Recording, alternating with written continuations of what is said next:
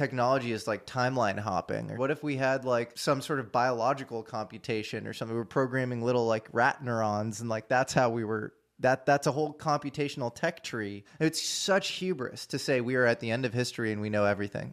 That's insane. Or even to say that we are just rounding out the final, margins. Like, there are little errors that, we just have to correct for, and then we're finished. That's never how it works. It always, the next paradigm completely upends our understanding of things. If you have a really terrible shot with a pistol, if you stand 100 yards directly in front of them, the safest place to be is where they're aiming. Because they're always going to miss. So you don't know where they're going to miss. But if you're a lousy shot with a pistol at 100 yards, you're not going to hit anybody. Yep. Yeah, it's a great way to put it. Yeah, so that's why I think, I don't know, I worry about institutions which have become increasingly closed-minded, and they used to kind of foster real intellectual heterodoxy and open-mindedness. And I think they've become increasingly like, you have to toe the party line, and if you don't, you're out. So I would go kind of long individuals and short institutions over the next 10 years. I think in many ways we might be in a sort of melt up in the markets, just around AI and stuff. But ultimately we're probably in this sort of recession already, or bear market, and then the only thing we have a bull market in right now is ideas. Like we're in a crazy kind of ideas bull market, and so that's kind of exciting. But there can be times when we can't tell the difference between good ideas and bad ideas.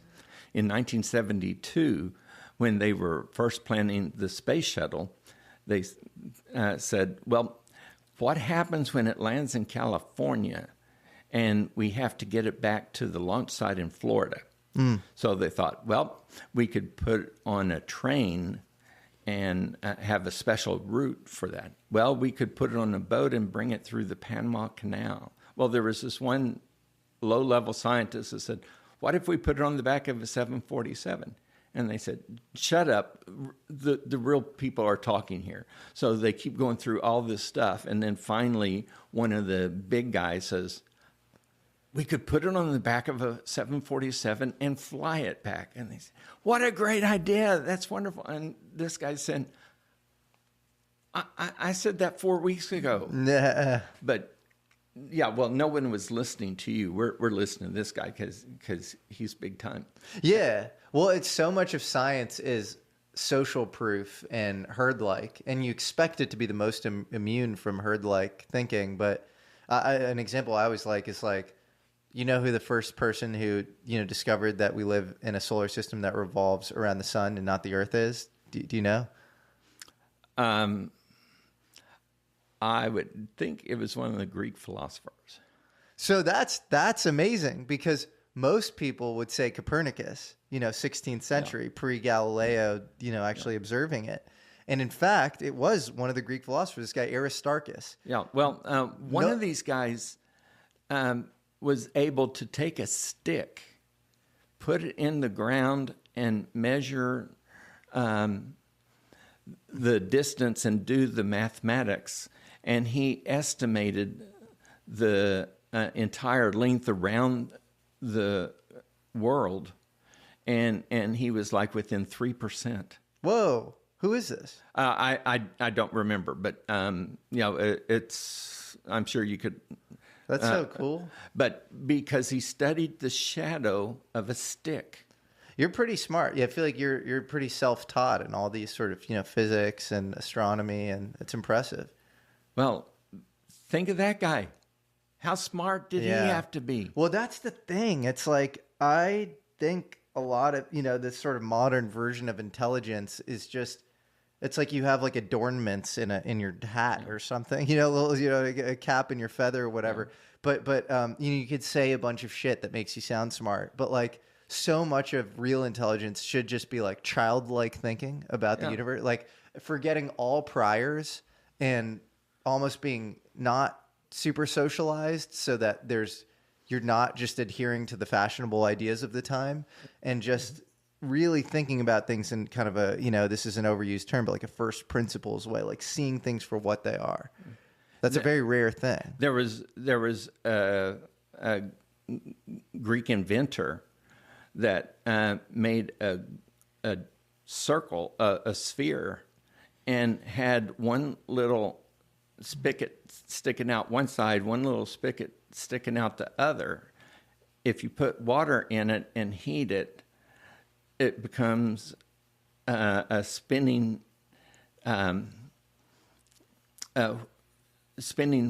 wheel from the steam. It's essentially a steam engine. And everybody thought, hey, that's a cute joke. Now then, if he had just taken a chain and hooked that up to a chariot, as the steam toy goes around, it turns the chain. All of a sudden, we've got the Industrial Revolution. Then 1,800 years earlier. 1,800 years earlier. You could have radical breaks and junctures in reality. It's almost like technology is like timeline hopping or something. Like if you create something, I think about this with the steampunk revolution, where, it's like William Gibson sci-fi novels is like this alternative, second industrial revolution where we weren't using gas engines and we were just using, steam or whatever. And like there are different, I don't know, like the semiconductor, that's somewhat arbitrary. What if we had like some sort of biological computation or something? We were programming little like rat neurons, and like that's how we were, that's a whole computational tech tree, outside of silicon. And so it's so interesting how we just get routed in these different, and sometimes it's a cul-de-sac like string theory where it's like, I don't think that's going anywhere. We got to figure out something new. It's fascinating. Well, as I said, we're never as smart as we think we are. And every time we have a major breakthrough, when we look on the other side, we say, well, now that we did this, we're going to need a couple more major breakthroughs up there because of what we see ahead. So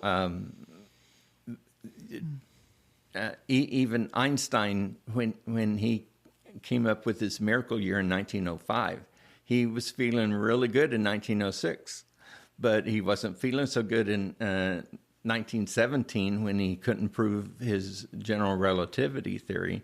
And of all people, it would take an enemy of Germany, Eddington, to do the work on capturing the deviation of a star around the sun during an eclipse to prove that Albert Einstein was correct. Totally.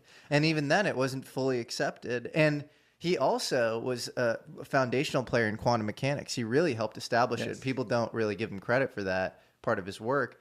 But he had all sorts of issues with quantum mechanics as this kind of ontological framework. And he would have debates with Niels Bohr in the Copenhagen school about what this meant and what entanglement meant and how it was even possible. Even though he was kind of responsible for a lot of early entanglement work, EPR. That's Einstein, Podolsky, and Rosen. Yeah. So, what did he get his Nobel Prize in? Photoelectric effect. Yeah, a photon of light. He received his Nobel Prize for a quantum theory. Yes. And his general relativity never got a Nobel Prize. And the photoelectric effect, even when he discovered it in 1905, hadn't been experimentally proven. It was just a theory. And then it was later experimentally proven. Yeah.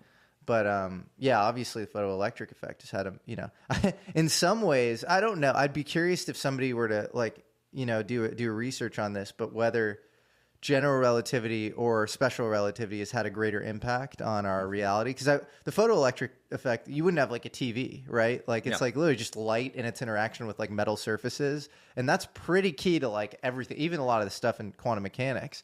And then general relativity, that feels to me, again, I'm a physics idiot, but like feels a little more important for like cosmology. And then I think we're kind of off on a lot of cosmological stuff. So, and it's kind of put a governor on propulsion, where it's like, the speed of light is just the speed limit. It's the global speed limit. So I wonder if maybe actually the Nobel Prize Committee back then, knew what it was doing or something.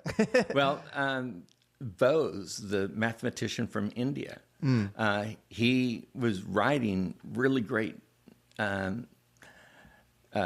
lectures.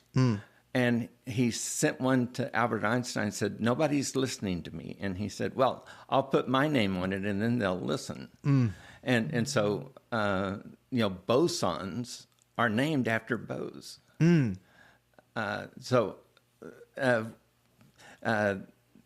It's just crazy that this guy that nobody believed from India, that no one would pay attention to, as soon as Albert Einstein puts his name on it, oh, you're brilliant. Yeah. Right up until Albert Einstein said, you're brilliant, you were stupid.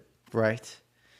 Yeah, we're very mimetic. We like what other people like, and if they're of high stature, then all of a sudden that's this like really important stamp of approval. And so different parts of the brain have different activities.